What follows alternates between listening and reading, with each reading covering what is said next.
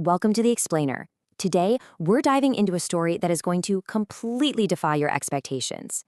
Picture this. We're in the absolute chaos of World War II, a time defined by sheer devastation and unimaginable human suffering. But right in the middle of all that darkness, one of the most unusual and just wildly heartwarming stories of survival and friendship emerged. We're talking about a bear who became an official, rank-holding member of the military. So let's jump right into the incredible true story of Wojtek, the soldier bear of the Polish Second Corps. Seriously, when we think of military heroes, what usually comes to mind? We picture brilliant generals, daring fighter pilots, courageous infantrymen. We definitely don't picture a massive Syrian brown bear. But what if one of the most legendary heroes of the war actually was a bear? As we're going to see today, history has a brilliant way of surprising us. And I want to be clear, this isn't just some cute, exaggerated folklore about a unit mascot. This is a highly documented historical account of a wild animal who became deeply, inextricably woven into the fabric of a military unit during one of the deadliest conflicts in human history. Just listen to this. Witnesses at the time actually claimed that Wojtek helped carry crates of artillery shells, literally imitating the soldiers around him and moving boxes without dropping a single one. No way, right? But it happened. And this really sets the stakes for us. We are talking about the Battle of Monte Cassino here, an absolutely brutal, unforgiving theater of war. And right there, right in the thick of the danger, was a bear, actively participating in the logistical chain of heavy artillery. But to understand how such a surreal, almost unbelievable scenario even came to be, we've got to rewind a bit. Let's move into Part 1, Orphans of War, a Shared Displacement. To really get Wojtek's story, you have to understand the men who adopted him. Before they ever laid eyes on Wojtek, the soldiers of the Polish Second Corps had been through utter hell. Many of them had survived grueling imprisonment and extreme displacement. They were literally soldiers without a country, trying to navigate a world that had been completely turned upside down. And this shared trauma is absolutely crucial to the story. They weren't just traveling from Iran in 1942 to Italy in 1944 and then ending up in Scotland. They were displaced survivors, desperately looking for something, anything to hold on to. Then, in 1942, everything shifted. Picture this. Out in the Middle East, specifically in Iran, these exhausted Polish soldiers run into a local boy who was carrying a young Syrian brown bear cub. It was one of those fateful, lightning-in-a-bottle moments. The soldiers, who were essentially orphaned by the war themselves and thousands of miles from their homeland, looked at this orphan animal and made a split-second decision. They adopted him. And they didn't just take him in as a passing amusement or a pet, they genuinely started to care for him.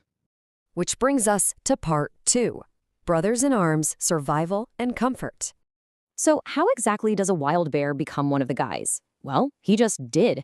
Wojtek became totally integrated into the unit. They raised him right there in the camp. At first, they were literally feeding him milk from a bottle, but as he grew, his palate got a bit more sophisticated. He started eating fruit, marmalade, honey, and yes, even beer, which he reportedly absolutely loved. But it wasn't just his diet. He started mimicking the men. He learned to stand upright, he would actually salute, he wrestled playfully with the troops, and he even rode shotgun, well, in the back, of their military trucks. He was, for all intents and purposes, a fellow soldier.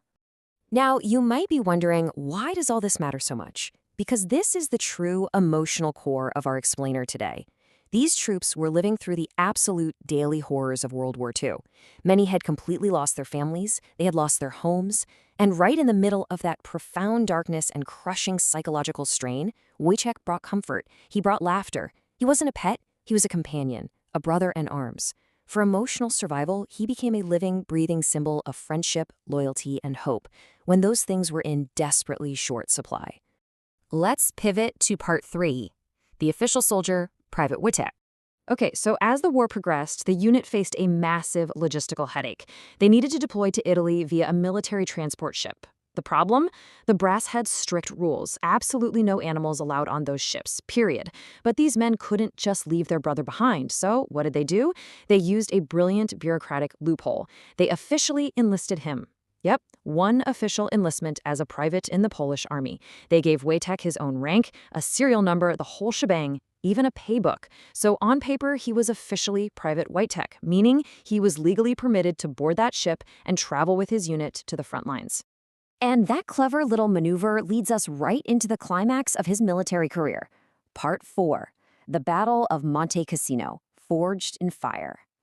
The Battle of Monte Cassino was literally one of the toughest, most brutal battles fought by the Allied forces. It was a complete logistical nightmare.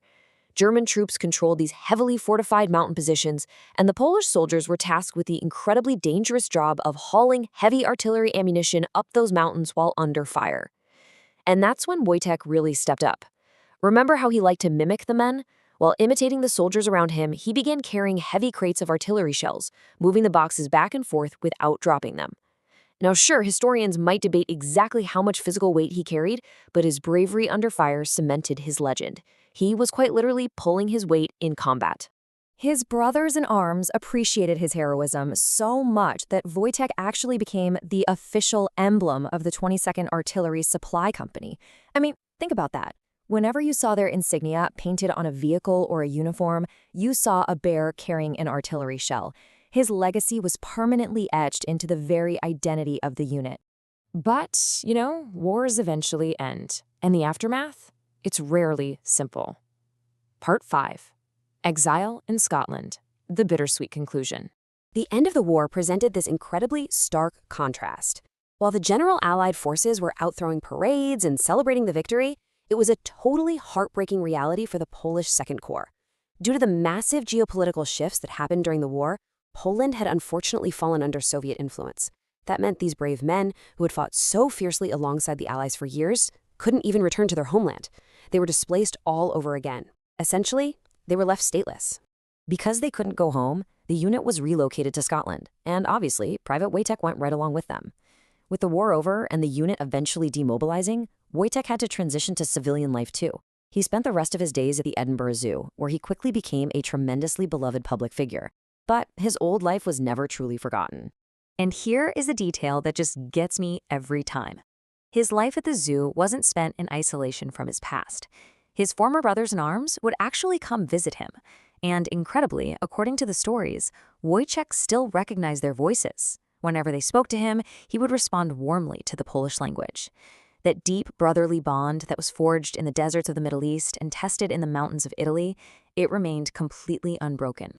Which brings us to our final section, Part 6, a symbol of resilience. Today, Wojtek is remembered as so much more than just a quirky historical footnote about a famous bear. If you travel today, especially in Poland and Scotland, you'll find actual physical statues and memorials dedicated to him.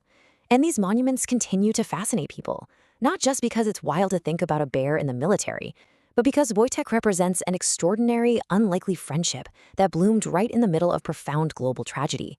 He's a true testament to companionship and emotional survival. So all of this really leaves us with one powerful question to think about.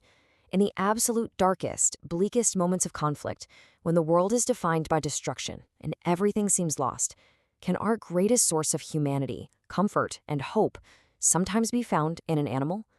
It's a pretty profound thought to reflect on.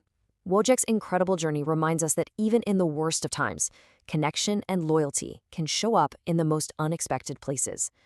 Thanks for joining me for this explainer, and keep exploring all the amazing hidden stories history has to offer.